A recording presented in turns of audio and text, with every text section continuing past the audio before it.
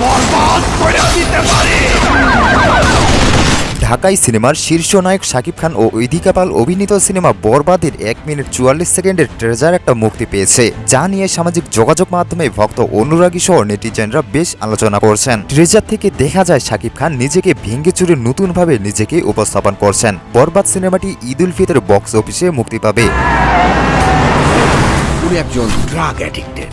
তানিম নামে এক নেটিজেন সামাজিক যোগাযোগ মাধ্যমে লিখেছেন, কি দেখালো মেগাস্টার শাকিব খান, এ ধরনের সিনেমা বাংলাদেশে শাকিব খান ছাড়া আর কেউ করেনি এ পর্যন্ত। বিগত দিনের সমস্ত রেকর্ড ছাড়িয়ে যাবে আশা করা যায়। বরবাদ মুভি তুফানের চেয়েও ভালো হবে, এমনটাই আশা করছি। বরবাদ মুভির জন্য শুভকামনা রইল। ঈদে কাঁপাবে সিনেমা হলের পর্দা। বরবাদ আনিকা নামে আরেকজনের ভাষ্য, টিজার নয় যেন আগুন দেখলাম, পুরাই ফাটিয়ে দিয়েছেন মেগাস্টার শাকিব খান। ঈদের দিন যাওয়া যাচ্ছে সিনেমা হলে বরবাদ মুভি দেখতে।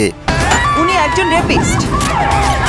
এবার বরবাদের টিজারের বিষয়ে মুখ খুলেছেন চিত্রনায়িকা শবনম বুবলি।